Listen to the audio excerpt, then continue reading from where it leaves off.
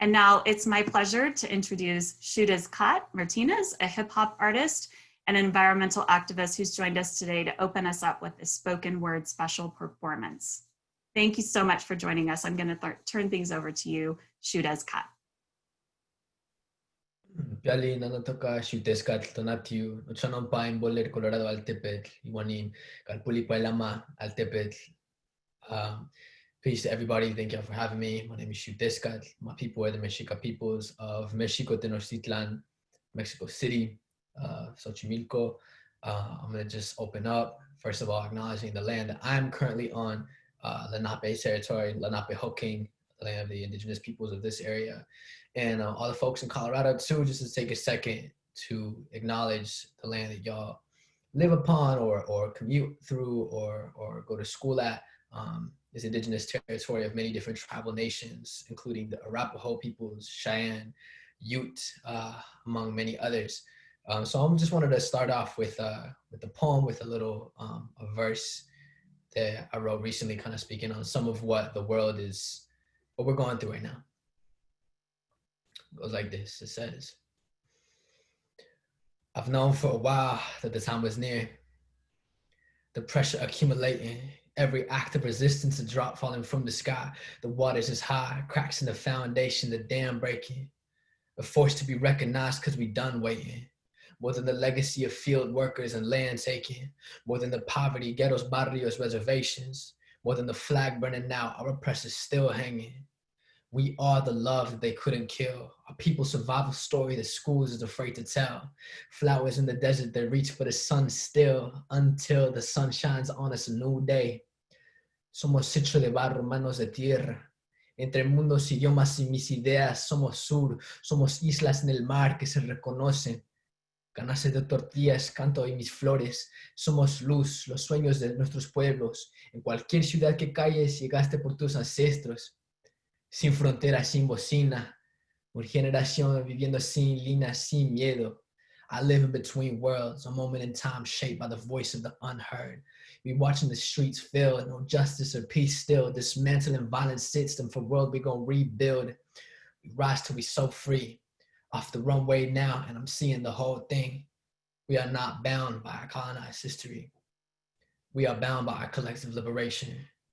Wide awake as the tides rise, generation, we was born on the front line. Escucharon bien, this is our time.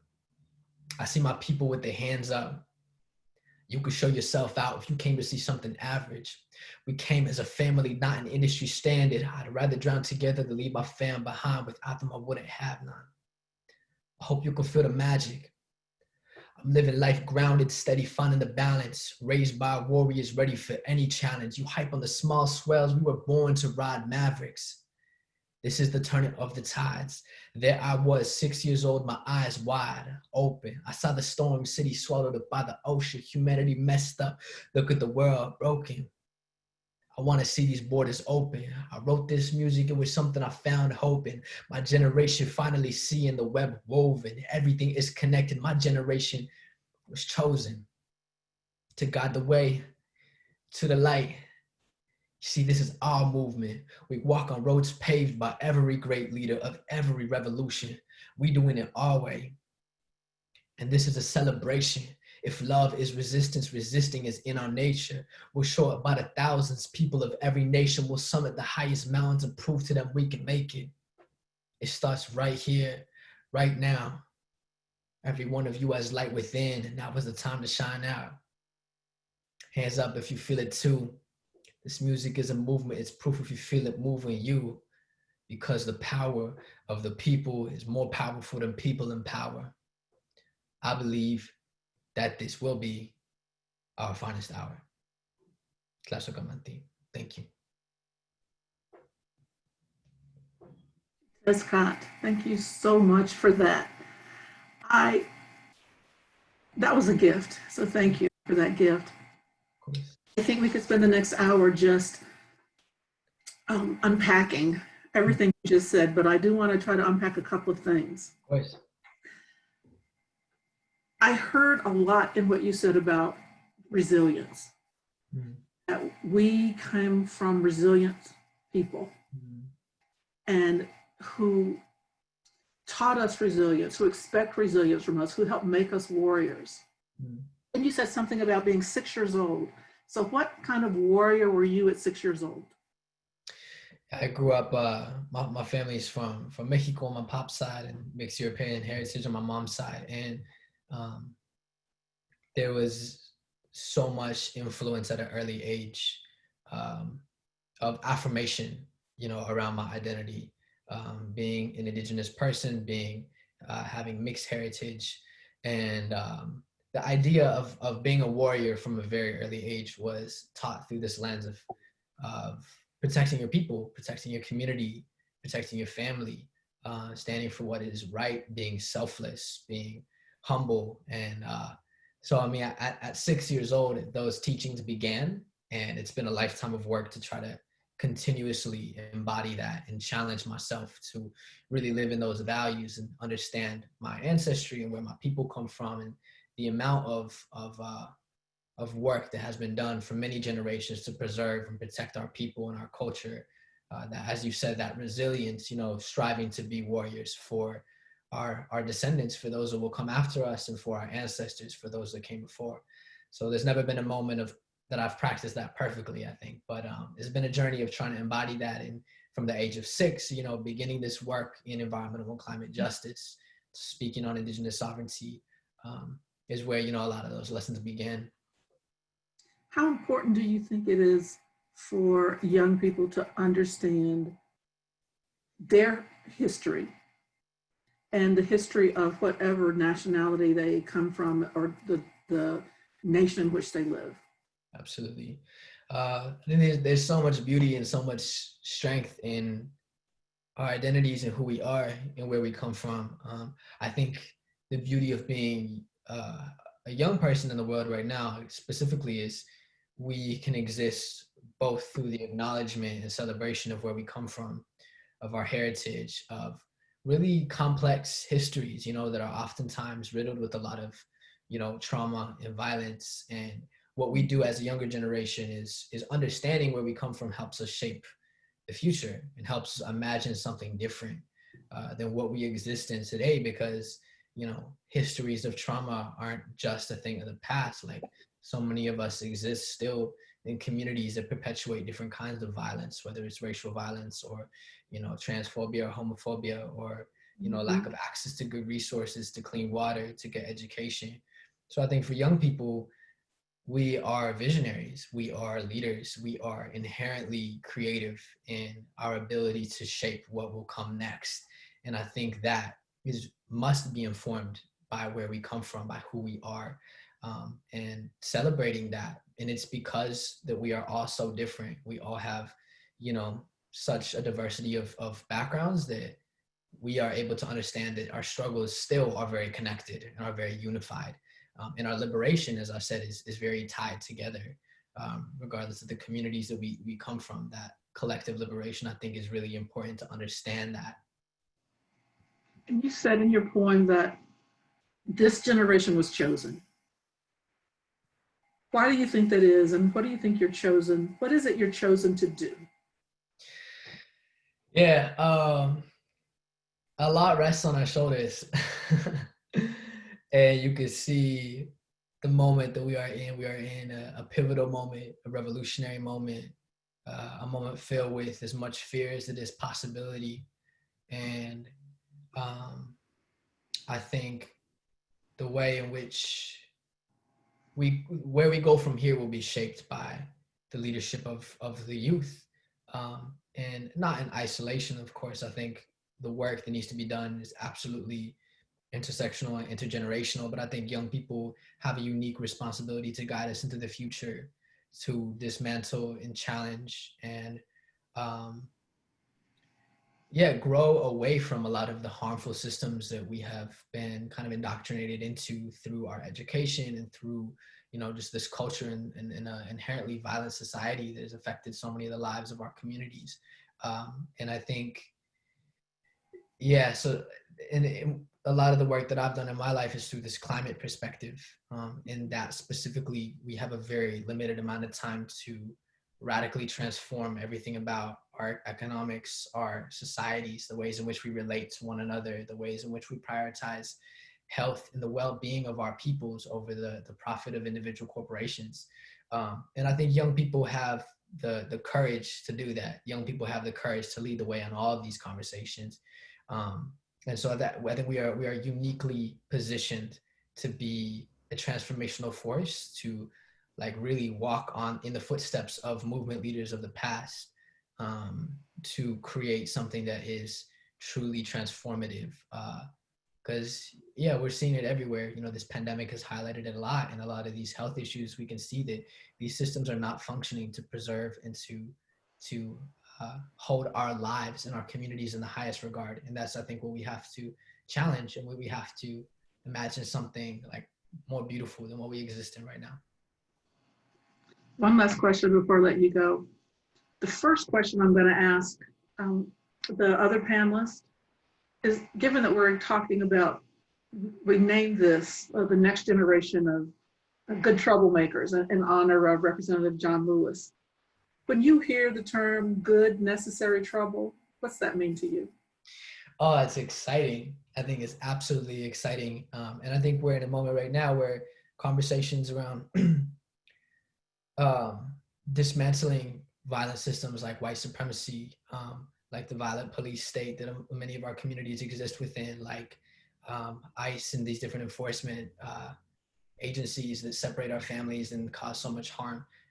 There's such an opportunity not to just dismantle and destroy and burn. I don't think it's about that. I think it's about building something new. So when I think of good trouble, it's being brave enough to imagine something different than what exists right now and fearlessly pursue that at many different levels. And building the future absolutely will take the dismantling of many of the systems that exist today.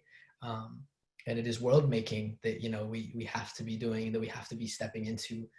So that I get inspired and excited when I hear that, you know, not just for myself, but for my generation and my peers and so many other young leaders that, you know, are doing the work that I haven't been able to carry out, and are filling many of the gaps, you know, and addressing many of the issues that are connected to my struggles and connected to my communities. And so I think that good trouble really instills an idea and a sense of hope within me. And this like rebelliousness, but not from a place of hate, from a place of love, absolutely from a place of love. And that's what I am really inspired by. Oh, thank you. Thank you so much. Thank you so much for giving us your gift of your time, your presence, your energy, and your fierceness. Thank you. Have a beautiful rest of the event. You as well. All right, now I'm going to ask the other panelists to unmute themselves and put themselves on video. I'm going to fiddle around with my settings for a minute because I don't have the view I'm looking for.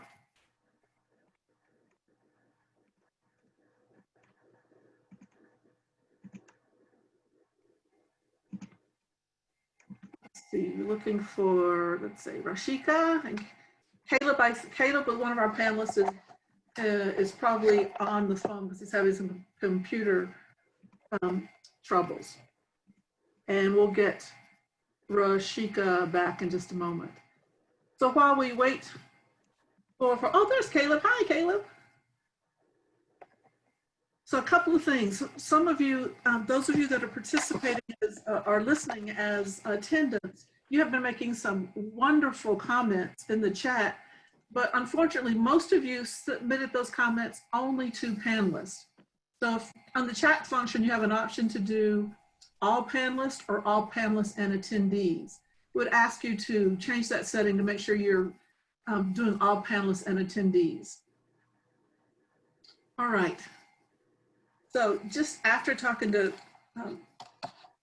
Xiuhtezcatl, I am even more excited to talk to the four of you.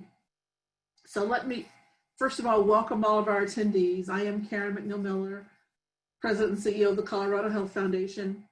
And these conversations, the last few months have been wonderful, and I'm so excited about this one. And I have to admit, I'm coming in from a place of being tired and weary and running out of gas. And I can tell already that you guys are going to fill me up. And I imagine that you're going to fill up a lot of other people that are listening. So let me introduce our guest today. And when I introduce you, just wave your hand so everybody can know who you are. First, we have Mariem Dia, who is a freshman at Colorado Early College of Aurora. Rishika Kartik. Rishika is a junior at St. Mary's Academy. And I'm sorry, Mariem and Rishika are high school freshman and junior. Caleb Washington is a college freshman at the Community College of Denver. And Kaliah Yizar is a high school sophomore at the Dr. Martin Luther King Jr. Early College in the Denver area. Welcome. So I'm going to start with you, just like I said to Xiuhtezcatl. We talked about this as having a conversation with the next generation of good troublemakers in honor of Representative John Lewis. What does that mean to you? When you hear necessary good trouble, getting in necessary good trouble, what's that mean to you? Let me start with Rishika. Thank you so much for giving me the opportunity to be here. I'm so honored to share. For me, what I think of when I think of necessary troublemakers is ultimately stepping out of conformity and having the courage to kind of challenge the status quo. Because I think that if you never raise your voice and examine your own preconceptions, then it's very hard for change to occur. And then I think after that, equally important is taking your passions and really putting them into action, whether that's advocacy or increased awareness. Everyone has a unique gift, and I think if you can align that with the actions you take, we can all create a more equitable society. And I think when that happens, it's important to also make a space for active listening as you cause trouble, so it's called, with an open heart and an open mind. And so for me, the medium that I've found most imperative to create necessary trouble is through my art, because I think art is a universal language that applies across backgrounds to encourage dialogue that really pushes a conversation forward. To quote Caesar Cruz, art should comfort the disturbed and disturb the comfortable. So that's really what I'm aiming to do with my personal work, and create art as a vehicle for awareness and self-expression for everyone. Thank you, Rishika. And we'll talk more in a minute about specific work that you're doing. Caleb, what's it mean to you when you hear get in some good necessary trouble? And also my computer was a little wonky, but I'm happy to be here. Is my audio okay, by the way? Yes, good. Okay, good. But when I think of like getting in like, necessary trouble, so to say, it's like there's certain work that has to be done without, or like that involves us getting out of our comfort zone. So, for me, for an example, like before I got into like community activism, I was just like, sitting at home playing video games, doing what like normal kids do, so to say. But like, it took that step for like my mom to like, introduce me to Project Voice, and for me to actually get involved and like engage with like the work and like, acknowledge what's going on in my community, to like actually be like, okay, well, like maybe I should stand up and like fight for like what I believe is right. So yeah. Thank you. Mariem. Well, first, I'd like to thank the Colorado Health Foundation for putting this event on and allowing us to share our voices. I really do appreciate it. When I think of good necessary trouble, it means trouble that catches the eye of people who can make change. When we protest and when we put on marches, we're really catching the eye of people who are in political power so that they can notice the change that needs to be made within our communities. So for me, it just means catching the eye of those who can really advocate for change. I love that, catching the eye. Kaliah. Hi, I'm also really grateful to be here today. And when I hear necessary good trouble, in all honesty, I think it means just kind of disrupting some of those systems that have been kind of portrayed as being, you know, like too radical, or maybe like, especially as students, like we shouldn't be doing things like this. Like, for example, at me, my main cause is to get more Black history in our curriculum within DPS and within my school. And most people think like I would probably get in trouble for like calling on my principal, who also happens to be my aunt, and my superintendent in my district.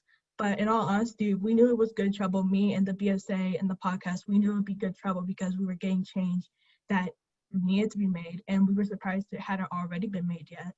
So when I think of good trouble, I think of just disrupting a system that you may have been taught is bad, but really is necessary. And Kaliah, let me go back to a comment I also was talking with Xiuhtezcatl about how important it is for anyone to understand their history. So why this education justice then? That seems that there's a connection there. So what's the education justice you're after? The education justice I'm after, in the beginning with like the VSA when we began, it was mostly just, once again, Black history. But I feel like in general right now, I'm just fighting for the right for, you know, minority students to have to learn their history truly and fully, because I feel like any minority students, at least within my district or like across America, can know that there is like a lackluster teaching of Black and Hispanic and Indigenous history across the board. And I'm just really working to make sure that no student after me, like for example, my sister's gonna be in 6th grade this year at my school. I feel like all of us, me and the girls on the podcast, we all have siblings, just that we all want to make sure that no student has to go through kind of the struggle and the challenge and having to like do as much as we have, just have our history taught equal to white history and quote unquote entirely American history, even though that's not true. My colleagues here at the foundation know that I don't do Black History Month because if that's the only time you're willing to talk about it, I'm not interested. I'm available from March 1st to January 31st to talk about Black history, but not the month of February. Mariem, tell us a little bit more specific about the work you're doing. Well, I am one of the youth facilitators within the African Leadership Group's Youth Empowerment Group.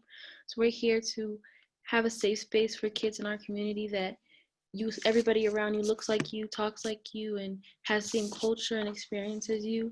Or just to have a safe space to talk and to feel like you're involved and that you're a part of something bigger than yourself or bigger than what you know. So that's kind of the work we've been doing here. We've been writing articles on social justice within our group that I'm helping facilitate. So we're here just to teach kids more than what schools are teaching them, like Kaliah said, and let them know more about their culture before slavery. We were more than just slaves. We were more than just people working off their backs. We were kings, queens before. So we just teach them those things and empower them really to speak up and use their voice as well. Thank you.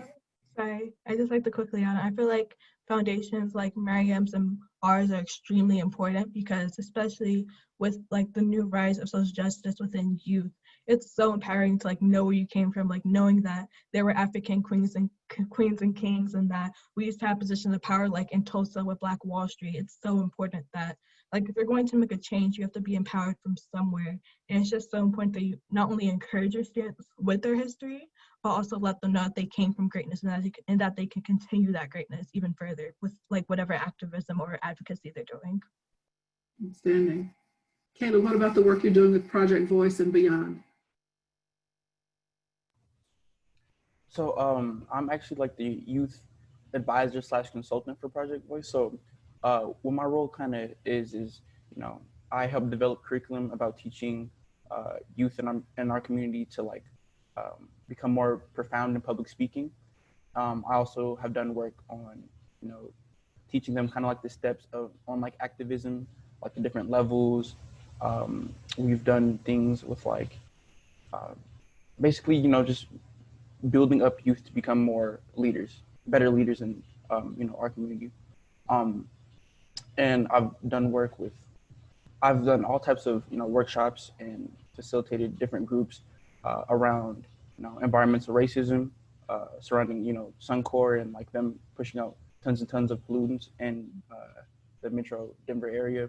I've done workshops on, the police brutality in Colorado and how, the juvenile system isn't really built for rehabilitation. I've done all types of different work. It's mainly just advocating and educating. So to use Mariem's phrase, who are you trying to catch the eye of? So I guess I would be trying to catch the eye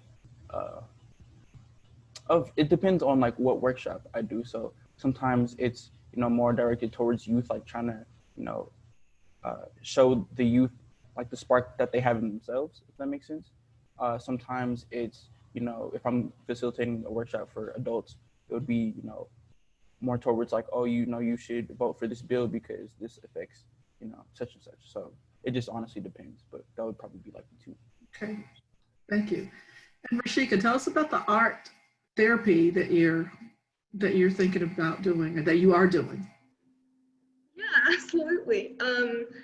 I would like to say that I'm an advocate for accessibility and equality by creating avenues of artistic expression. And my focus really centers around people with different backgrounds and ability levels, especially for the blind and visually impaired community. And so I'm really fortunate to be the president of Colorado Tactile Art Club, along with my mentor, Ann Cunningham, through the Colorado Center for the Blind. And this is a space where people around the world contribute to learn from each other about tactile art, form community, and kind of express themselves to engage in dialogue about current issues that are very important in moving our systems forward. And after that, I've kind of expanded this work through founding Vision of the Artist's Soul, which is a program I created that won the 2020 Arts and Society Grant Award. And this is a formal tactile art curriculum for youth who are blind and visually impaired to create and exhibit their work and also learn important skills through a creative lens. And ultimately, the main goal of that is to take the work that I've been doing and implement them on a grander scale across public school districts by working with different teachers of visual impairment. As a sighted person, I really think it's important to bridge the gap between the sighted community and those different ability levels. And so a lot of my work centers around bringing inclusive art expression into public spaces.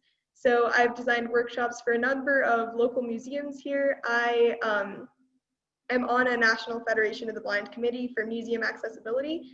And I really hope that in the future, I can continue to create a space where people can be culturally included and aware of everything that's going on, no matter how they identify. How did you get interested in particularly the population of the blind and visually impaired? I think anytime, what really sparks an interest for me is interpersonal interaction. So I started by volunteering in my community because I wanted to challenge my own kind of preconceived notions and raise my awareness in a different way. And as soon as I started volunteering with blind schools, it really opened my heart up to a world that I had never experienced before. I mean, I truly think that the blind community is the community that's really given me my vision, and seeing people who are just resilient, they're leaders, they're stand-up comedians, they're doing things in their community that are so empowering, really enabled me to be part of this community as an ally. So I'm really thankful that I've been given this opportunity by so many people. Great. Now, we're in the middle of this pandemic and everyone keeps saying they can't wait till we get back to normal. I actually am not one of those people who can't wait to get back to normal, because that normal isn't so great for a lot of people. That normal still had issues has climate change, gun violence, law enforcement, issues within law enforcement, all kinds of issues that have long preceded the pandemic and long preceded you. But what is it about young people? What is it about the way you approach it that makes you the generation, that makes you that chosen generation that Xiuhtezcatl talked about, of being able to make progress? I see, Rishika, you want to respond to that first. Yeah, I think that I'm very glad in a way that we're at a time of change, because I associate change with revolution. And it's a chance for us to examine current structures and really focus on reforming them for better. I think what sets youths apart is our virtue of impatience. And while maybe my parents or teachers might not always see it that way, I really do think that impatience demands our generation to demand change and demand it quickly. And with the access of technology as the backbone to modern youth movements, it's really broadened the scope of what's possible. I mean, now with different types of activism, we can spread causes on a large scale and create a global reach. So I'm really excited about the opportunity to collaborate from people with different backgrounds and just gain access to such a wide range of activism so quickly. I also think that for youth, it's easier to become an activist, because now with the touch of a button, you can inform yourself about current issues and interact with other activists and get inspired. So I really believe that it's everyone's responsibility to learn more about different perspectives and continue in the movement of global change during this time. Mariem, I saw you nodding a lot. Yeah, I definitely agree. When we bring about change, we're bringing a revolution, and every day that we're walking, we're literally changing everything. And as youth, like Rishika said, we're very impatient, so we ask for change immediately and we attack things head on. We don't wait for validation from anyone. We really just want change to come, and we want it now. So I feel with our impatience, it can be a good thing and a bad thing, but in this case, it's good because we won't wait and just sit and wait after one protest. We're going back and again, protesting even more to, again, catch the eye of people who can really advocate for change on policy levels and through just government. And we can make so many, we can have so many politicians catch their eye, and they would be making change within policies, within government. So I definitely agree with everything Rishika said. Caleb. Also, and I agree with everything that has been said so far. I also think, since we're young people and we have access to so much information at a time, we can go back through history and look at what worked and what didn't work. And that kind of puts us in a different level of understanding, how to go about creating change and pinpoint okay, well, since this hasn't been tried, let's try it and see if it works. And with the access of social media and whatnot, we can really spread that message on a vast scale. So I definitely think we bring a new spark to the game. Kaliah, did you want to respond to that? Yes, I also agree with everything that's been said so far. I also feel like one thing that's really important is that, Gen Z, we're one of the first generations that's grown up, being aware of so many problems that have been underlying, climate change and, racial and gender equality. In past generations, they were kind of slow with their activism or accepting change because they thought, oh, it's not going to happen that fast. And we don't really have anything that's posing as a threat so far. But as Gen Z, we've grown up knowing that we're running out of pollution's going up. We're gonna run out of food. Things are gonna start heading for the worst if we don't start making change. I feel like in touch with our impatience, but also we're one of the boldest generations so far. We'll call out grown adults who maybe have been neglecting their abilities. And I feel like that's really important because in order to make change, you have to be bold. You can't just sit around and wait for people to do what they may not be doing. Because I know, for example, in my movement of getting more Black history, I know that if I didn't say anything, or if some of my other peers didn't say anything, nothing would have gotten done, and we'd still be complaining about this behind covers every other day. And I feel like it's just really important that not only people acknowledge that as a generation we are bold, but we need to act out on that boldness, because it's just so important that, to be honest, we don't really have a lot of time left to kind of confront some of the things that have been going on for so long. And especially since, once again, we're one of the first generations that has things like social media and more resources in order to kind of reach our goals. We're actually creating that change. We're not just waiting for adults to get around to it anymore. The questions are rolling in over the chat. I know we're never going to get to them all, but one of them is, you know, what's one of the bold changes? What's one of the bold visions that you have? So, Kaliah, since you brought that up, what's one bold vision of yours? I guess like in my definition of bold, which is just calling out things that like may have not been thought of before or seen as like radical, would be, you know, relocating funds with the police to kind of working on de-escalation, because one of the biggest problems with police brutality, that's like my brain, I have a lot of commitment to a lot of different issues in today's society, but one thing that really bugs me, especially in this age of like George Floyd and Breonna Taylor with police brutality, one thing that people don't acknowledge is that a lot of the reasons like we have police officers shooting people unjustly is because they don't have training towards learning how to properly de-escalate a situation, whether it's like an actual issue or not. And of course we can't go in, or at least the system doesn't think that it can go in and like kind of research like, does this officer have, you know, violent tendencies? Do they have any past, you know, kind of like they've done bad things in the past? I feel like we need to start locating more funds towards actually de-escalating situations than focus on things like gun training. Because to be honest, most of the time what the police officers we see in these situations, they just go straight for their gun. They don't even try to de-escalate situations. I feel like if we're wanting to start with one issue within racial equality, we need to focus on police brutality, and we need to focus on how we need to hold our police accountable for their actions. I'm laughing because I'm reading the chat as we go through. So Rishika, I'm gonna ask you this question that someone asked.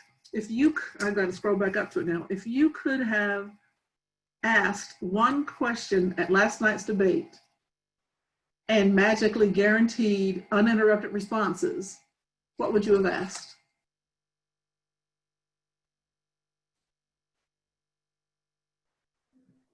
That's a really interesting question. Let me think about that for a moment. Thank you for asking. That's such a great point. Let me give you a moment to think about it and I'll come back to you. Caleb, what's one of your bold visions? I'm trying to think. I really agree with what was said about like, you know, defunding the police, because like I'm actually a part of reimagining police force task force, quote unquote, that like, you know, we're really trying to strategically think about, okay, so how do we go about, you know, like the new system of police if we are going to create one. And one thing that's definitely popping up is like, you know, the lack of ability to support mental health in certain situations. Like police officers aren't trained to deal with certain mental health issues. And I feel like that affects their work in, you know, a like huge negative way, because, you know, say, you know, they might not know how to deal with someone who is homeless that is dealing with, you know, schizophrenia, and their, you know, their instant thing is like, oh, they're crazy, so let me, you know, draw my gun or put them in cuffs and things like that. Like, I feel like that is one of the areas that we need a lot of help in when it comes to like policing. So that's one thing that brought it. And you know, as I listen to all of you, and just as you just described, Caleb, there's intersectionality across almost everything. So there's an intersection between law enforcement and homelessness. Yes. One of our social issues. There's an intersection between education and health outcomes. What are some of the intersectionalities that you all that are top of mind for you as you continue your work? Mariem. They really just, I would say education within all of those topics, really. I think education can cross between any social change, any problems that we have in the world. Education is the best way to solve it. When we see people who are either racist or prejudiced or just have different ways of thinking, the best way to change that is by educating them, by showing them that this is how it really is, and then letting them take a second look and make their own judgment from that. I think education is really the only way that we will be able to solve most of our issues, because most of the time people are just not educated on certain topics, so they can't speak on them fully with us with a great mind, if that makes sense. So I would say really education is one of the biggest intersectionalities that we can use for almost any topic that we have issues with in this country. Great. Rishika. Actually a great segue into what I was going to say regarding the previous question, because rather than one question, I think I would have focused on a topic, and that is, how are you going to honor intersectionality and diverse perspectives within your policymaking? Because I think that too often the perspectives of people who are in power are unidimensional, in my opinion, and because of that, the perspectives on certain issues and the ways we go about solving them only serve a specific community, as opposed to equity as a whole. And so I think whether it was police brutality, which like Kaliah was talking about earlier, or in my case, I would love to see more policies that push for the independence of people who are blind and visually impaired. I think that just asking these people in power how they're actively going to gain more voices from diverse perspectives and make sure that everyone is not left out in the conversation, make sure that every voice is heard and included, would be really important to me in examining modern policy making. And I hope that moving forward, politics can be the people's politics, because I think ultimately we're a people's country, and that's the way that things should be ran in this country. And you would have had the best question of the night. None of you are old enough to vote, I don't believe. Correct? So without the power of the ballot, how do you still go about changing and affecting policy?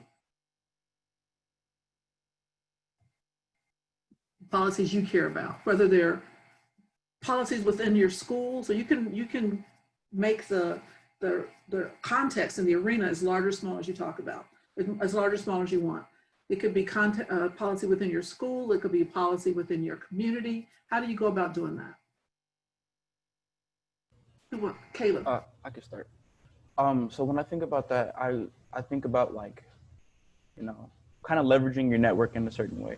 So almost like, because I'm pretty sure we all know adults that can vote. So, you know, having conversations with them about, like, oh, you know, what do you think about this policy or whatnot? Also, you know, for an example, like going to events like this, discussing, you know, different issues in our community. Sometimes we have, you know, council members to show up. Sometimes we have, you know, just a bunch of different, like, lawmakers and things like that. So, you know, kind of advocating for specific issues that, you know, are important to you, to them, and, like, asking them, like, what do they think about that? And, like, seeing if you can almost, like, sway them in a way to, you know, push a policy a certain type of way. So. Mariem.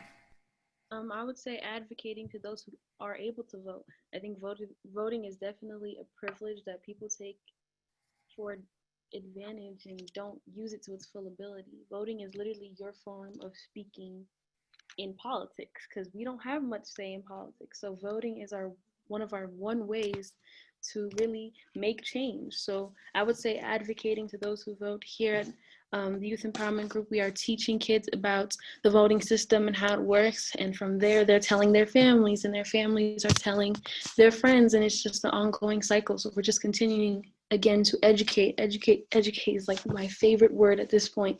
It's just educating and advocating to those people who are able to vote and letting them know, we know this, what can you do with it? Kaliah, do you want to respond to that at all? Absolutely. Can you restate the question? Because I have a bunch of thoughts in my head, but I want to make sure I answer the question truly. It's like, without the power of the ballot, since you aren't able to vote, how do you still go about making changes in policies? I know one really big change in policy I'm making right now, and I just realized I didn't fully state my position in the beginning. So just to be clear, I am one of the co-founders of the Black Student Alliance in my school. I'm also one of the co-hosts of the No Justice, No Peace podcast. And recently on the 24th, me and the girls from the podcast actually proposed a resolution to our school board for, like, all of DPS to, like, basically reconstruct how history is taught throughout the district, and it's going to be passed, or at least voted on October 22nd. But for me, like that's one big example of how I'm kind of working within policy to make sure that within my school district, my activism isn't just stopped at like making a Facebook post or putting out a podcast episode. Because honestly, I feel like it's really important that when you have a cause you need to get into the system you're trying to make a change in. And like, for example, I know some of the girls on the podcast, like Donnie and Janelle, they want to actually get into law and like maybe get into some of those systems. And I also feel like it's really important, like one thing, like kind of to like not truly like deviate from the topic, but one really important thing that has to do with like policy making is like, for one, like how felons aren't allowed to vote. And I feel like it's really important to point out how like the incarceration and the exoneration rate for Black people is really high. So it's kind of a way of like taking away some of those rights to vote. I feel like we really need to reevaluate not only how people can vote, but how they go about people who do vote. And I feel like just within policy making itself, when it comes to voting, it's really important to reevaluate some of the systems that are holding people back from voting that can actually make a really big change. And like, for example, things like the election. And I'm going to ask a question that one of the panelists, one of the attendees asked, and I'm just going to ask you for a quick yes or no response. And the question is, do you feel represented by your current local and state government officials? Kaliah, that's a no for you. Mariem. I'll say no. Okay, Caleb, I saw you shaking your head no. Rishika, so that's a no. So what's it going to take, do you think, for you to be represented by them, for them to not only seek out, but listen to your voice? Mariem. I would say we have a couple of politicians who do come and speak to our communities and do hear what our communities have to say, but it has to be way more than just one or two. We need our voices heard across the board. These politicians all have different jobs and different ways to represent their communities, and they aren't really doing that. I feel like representing your community means coming, sitting, speaking with us and asking us what we need and what we want, and from there representing our voice, not representing your own agenda. If you put your name on the ballot, you're saying you want to represent your community, not represent your own agenda. So I think we need more of the politicians to come and speak with us in our communities and sit and just have conversations with us to understand what we need and where we're coming from. Thank you. I just want to say, like, here at Project Voice, we have a saying, nothing about us without us. I feel like that really needs to, be more of a theme when it comes to politics, because I feel like a lot of politicians, are more selfish when it comes to like, how they go about like laws and stuff like that. But I feel like if, they made more of an effort to engage the community in those conversations and to like really sit down, like Mariem said, like with community members, it would impact in like a very positive way how some of these laws are going. So. I'm going to switch topics for just a minute. Certainly, I want to recognize that you all are joining us in the middle of your school day, because you are all still full-time active students. How do your schools respond to your activism? Rishika. So I'm grateful that I go to a school where my activism is 100% supported. We have values that each person that enters our school has a unique gift, and when that aligns with the impact that they make, that's what creates a true leader. And I'm fortunate that I feel that my education system has taught me more than just being academically successful, but it's taught me how to be successful in the real world and advocate for myself. And I hope that more schools take that approach in the future. But I would say that if you are a young student that's struggling for how to get started, or if your school does not support you in the way that I'm fortunate to, I would say just say yes. Just say yes to any sort of opportunity that comes your way, and don't undermine yourself. Even if you can't vote or things like that, young people can still make a tremendous impact in our current landscape. And you can even think of out-of-box ways to engage in politics or any other issue that you are passionate about. For example, I can't vote, but I still got to attend the Washington seminar the past year to advocate for legislative agendas within the National Federation of the Blind. And so I think it's just a matter of seeking out those opportunities and ignoring any other naysayers that are around you. And I think the second thing is, as Kaliah was saying, don't be afraid to kind of cause trouble and make mischief. Whatever it takes for you to get your voice heard, don't let people stifle you and just continue to do what you're doing in face of adversity. I think that's where true leaders shine. Thank you, Mariem. I was fortunate enough to be on the same panel as one of the heads of my school, Miss Sandy Brown, and she is very supportive of my work and what I do. I'm constantly seeing her around the school, and she's very supportive. So I would say really just finding opportunities to speak to the people who are in charge of your school. Like Rishika said, get involved and have your voice heard, whatever it takes. Now, what do you think? You're all involved in this, in public education, or perhaps independent education, but at the high school and college level. What could schools and organizations that have young people as a focus, what could they do more of, do less of, do better, do differently to truly support your needs? Caleb, you went fast on that one. Because the idea instantly popped into my head. Like, I feel like if they actually just held the space, you know, for students to like talk about communities and or talk about issues that are within the community, like I feel like that can go so far. It also takes like, you know, a level of like understanding how to hold those conversations, but at the same time, like with the right training, it's very doable. You know, schools have access to funds and they have access to, you know, all that amounts of money, so they could, if they, you know, tweak their budget, they could definitely have it being a thing. Because I feel like a lot of students are, you know, they have like a fight against like a lot of the inequalities in, you know, life and in our communities and whatnot, but like they don't have an outlet to speak out about it, but to actually, you know, hold the space for that and like to have a space where they could build those connections with other people that, you know, look and sound like them and have the same, you know, visions as them. I feel like that can build them up in a really profound way. So. I'm Mariem, and then I want to see what Kaliah has to say about this one too. I think, especially within our schools, we're always taught when to speak, to ask to speak. We're always told what to say. I think we need to be allowed to speak whenever we want and say whatever we want. We shouldn't be limited to certain things. I think that's what adults in most schools do. Tell us when to speak, how to speak, what to say. Like, we have our own voice and we should be able to share it with no limitations. And I think it's important that schools put more into that and realize that. Also, like Caleb said, if they're not creating safe spaces for you to have somewhere to talk, somewhere where your passions can be shared, create your own. Like Kaliah said, be bold. Make your own spaces. If they're not existing, make them yourself. I mean, you can get a couple friends to come over to your house and you can meet about your passions all you want. You don't have to have the school on your side at all times. Kaliah.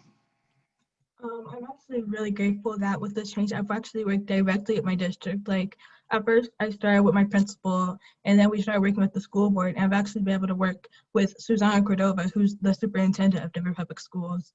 And I feel like if you're working in a foundation or just in schools in general, where you know students like want access to their activism and they want changes being made, just let the students speak for themselves. Don't speak for them, because not only is student voice itself empowering, but it's empowering when you know it's coming directly from students. Because like sometimes adults, like the changes you want to hear aren't things you want to hear, because it may be like criticisms of what you're doing in your own practice. But at the end of the day, if the students see a problem, you have to acknowledge that maybe you've done something wrong, or maybe you haven't been fully committed to your students. And it's just so important that you not only take that criticisms, internalize it, but actually make that change and not just push it off as, oh, they're just complaining, or oh, they just don't like how school is. Because it's so important that not only you give them the space to talk, but you actually like let them advocate for themselves and make the changes. You know, but Rishika, go ahead. to add on to Kaliah's point, I really appreciated what you said about adults really listening to young people. And I would argue that most adults in power actually do want to give young people a space for their voices to be heard. But as a young person, sometimes it can be very intimidating to talk to authorities. And so I think for adults to realize that and put youth as the forefront of their mentality, going about everything in a way that they make sure to check in with their community and engage directly with students, even if students are not coming directly to them to talk about issues, is important to make sure that even if voices that aren't comfortable being upfront about their issues are being silenced, everyone is ultimately heard at the end of the day. For example, I work with teachers of visual impairment across Denver school districts, and as soon as I mentioned that sometimes artistic access can be a problem for students, they immediately changed it, and already we've seen such a positive change. But sometimes teachers don't even know that that type of thing would be an issue unless you use your voice. So I would say for students, don't be afraid to speak out, and for adults, actively seek the feedback of your students, even if they're not telling you directly. And I think we could all take that feedback broader than just the adults that exist in your life in school, but the adults that exist across all organizations and that come in contact with young people. A topic that is not as uplifting is that we see such a rise in mental health difficulties for young people. We see so many more young people either attempting to or being successful in hurting themselves, up and including taking their own lives. Do you see that amongst your peers, and how, can you give us kind of your insight into what's the cause of that, what's behind that? I think I can start in that. Like, I have to say, I have been that student where like I struggled with anxiety like literally my entire life, and I have been depressed. I don't think I can name like more than 5 of my friends who like aren't depressed or have mental issues. I feel like one thing that really contributes to that, like at the end of the day, we're all regular people. We're all like mostly people of color, and we all like vary in our identities. I feel like what's really important is kind of the stresses and pressure that society puts on us, especially as a new generation, because like I feel like what's really hard, especially with older generations who may be therapists or work in mental health, is that they really like can't really get that insight of what it's like being a Gen Z teenager.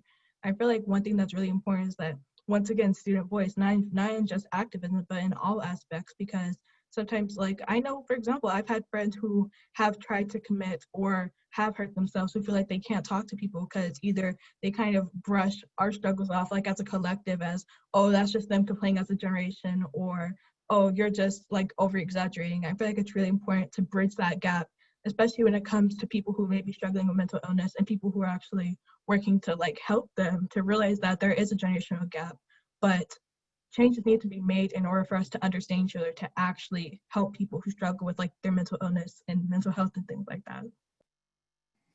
Rishika, and then Mariem. Great points, Kaliah. I completely agree and sympathize in my friend circle as well. What I would say that I've seen affect my community the most is what I'd like to describe as a hedonistic treadmill. And what I mean by that is that nowadays, I think everyone is constantly pursuing some sort of ideal created by society. And these sort of unrealistic expectations can create a lot of stress and anxiety and depression because people feel like they're never good enough or doing enough. And I think that has been exacerbated by the hyperbolic portrayals of reality on social media and the need for constant validation that comes from that. And I also think that recently with increased isolation due to COVID-19, it's important to recognize that the lack of social interaction can really affect the mental health of a lot of people. And it's important that even though we're socially distancing, I'd rather put it as physically distancing, socially connected. I think it's important to build interpersonal relationships and maintain a sense of allyship within our community I really hope that in the future, first of all, I think just by raising awareness and breaking the stigma behind mental health, we can come a long way. Just teaching coping mechanisms in everyday spaces, and also instructing active allyship for those who don't struggle with mental health but want to help those that do. I think creating a system of positive reinforcement and emphasis of well-being is quintessential to creating a better environment for mental health issues. Mariem, and then Caleb. Well, suicide is the 10th leading cause of death in the US, and that's pretty high up there. And in 2018, over 1.4 million people attempted suicide. So obviously it's a big issue within our country. And there's a rate of 23.7 per 100,000 individuals who killed themselves, who were either millennials or in Generation Z. So it's truly affecting our generation a lot. And I think, again, we need to create safe spaces for these people, because especially within our communities, having mental health issues isn't really believed in. A lot of times you'll hear people say suicide is a white thing, or stereotype race with suicide and depression, but it's not. Everybody has issues. Everybody has a time where they're feeling down, and sometimes you just need to reach out and ask for help, and it's okay to do that. And we just need to educate our communities on mental health. Really, I think if people know what it is and understand how it can harm you and how it can really tear you down from the inside, because not everybody is willing to speak about their issues, and sometimes you have to have people who notice it, and just people who are willing to say, are you okay, and ask you questions and just check in on you here and there. And I think it's important that we educate our communities on mental health and explain to them that it is real and it is not a stereotypical race thing. It's something that everybody goes through. Oh, and also after Caleb speaks, I'd love to touch on what Mariem just said. Okay, sure, Caleb. I just want to echo everything. Like, I agree with everything. And at least in my friend group and around my peers, like I've definitely seen like an increase of more of like anxiety and depression, some stemming from like the lack of like human interaction, just because with everything going on with COVID, everything social distance, everything through a computer screen, and at least I know me personally, like it's hard to operate within like a little square. So it does get lonely at some times. And, also like for a lot of people, school is where we socialize. This is where we go, not just to learn, but to also have fun, meet up with our friends, talk, laugh, and everything. So, the lack of we're not going to like in-person school anymore, it affects certain people in certain ways, at least from what I've seen, because, they miss like the people that they love. So, Kaliah, and then Caleb, let me also ask you, do you think schools are doing enough to help students cope with mental health issues and develop resilience? From what I've seen, no, because, at least certain people I know, like they go like away from their house to school to, kind of avoid some of the situations and the dynamics there, and to be trapped in that environment is like really detrimental for their mental health, because they don't really have an outlet, and school's not creating one. It was creating one as we were going like in person, but like now, since we're not, like I feel like they're not really having those conversations and like doing like actual checkups and like seeing like, are people okay? I feel like that's very important to have in like the times that we are now, because mental health is a very big issue that is affecting everybody. Kaliah. So something really important I think that Mariem touched on was kind of mental health when it comes to like Black people and minorities.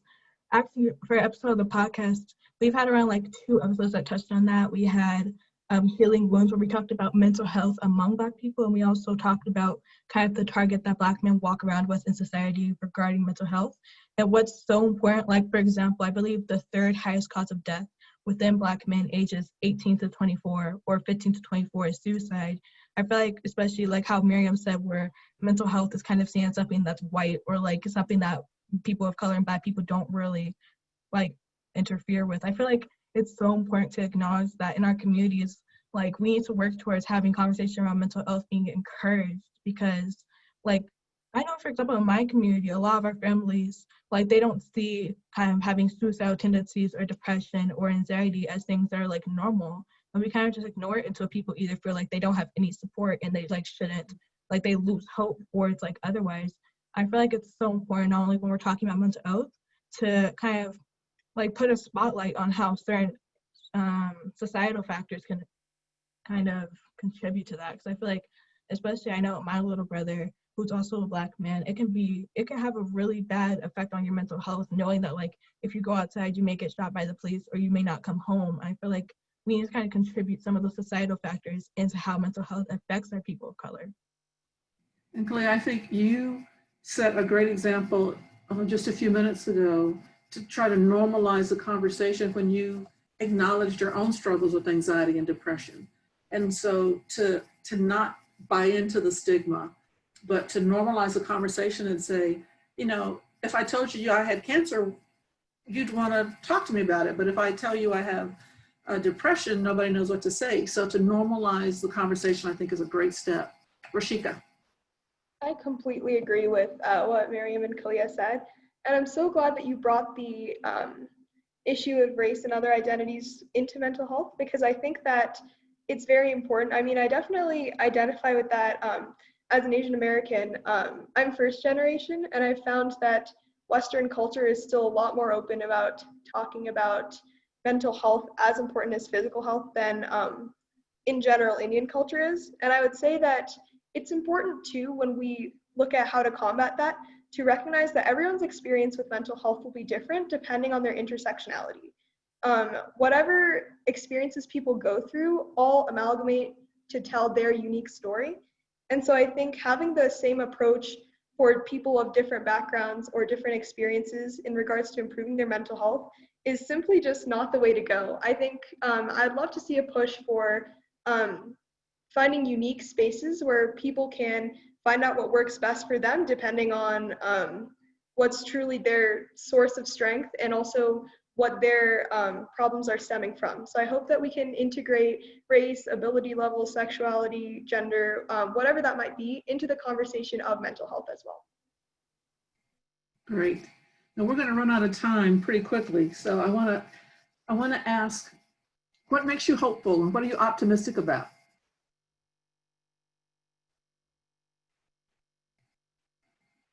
Rishika, you want to start?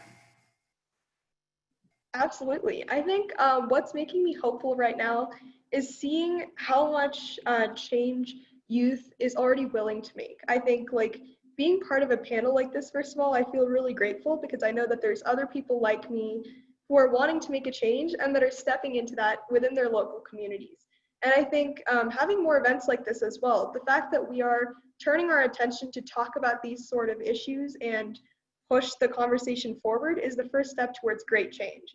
So that really makes me excited, seeing more youth and more positive comments that are interested in activism make me super optimistic towards the future. And so to everyone who is listening that's like young or old, my thing would just be keep doing what you're doing. Keep fighting for what you believe in, because you're the hope that I see for the new generation. Kaliah, what makes you optimistic and gives you hope?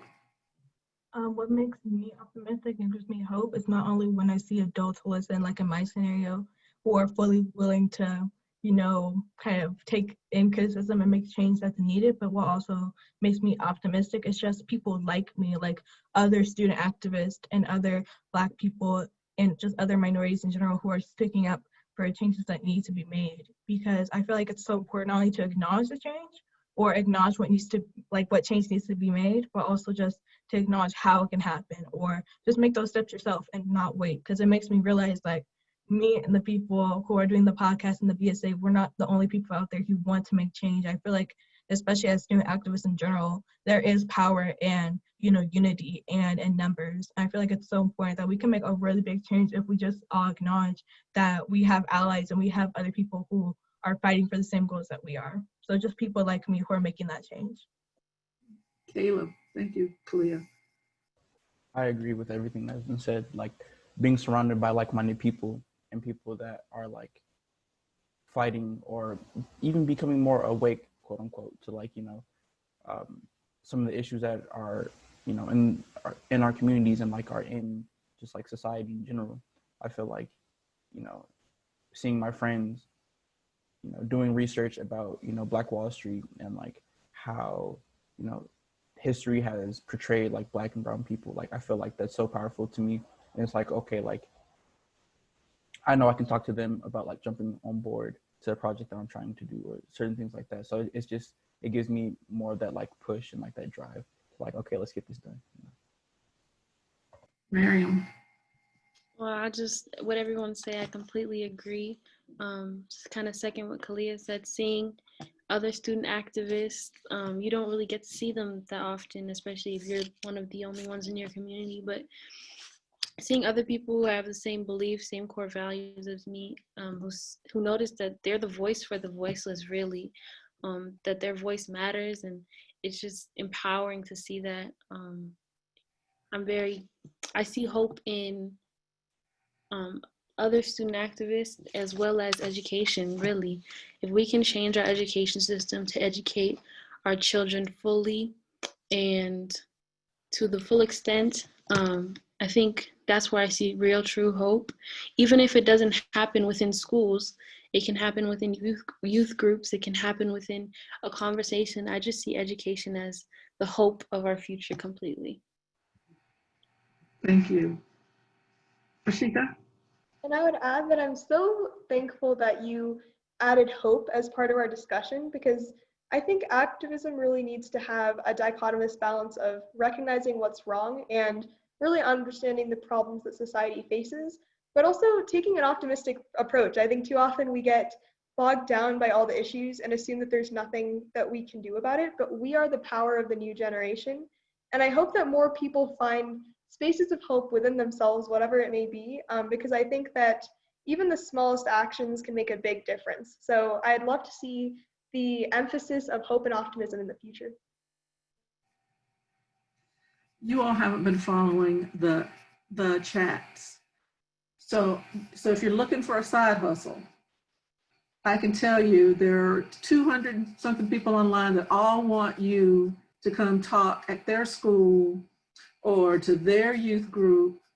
So I'm going to put the power with you. If you're interested in people contacting you, put your contact information in chat.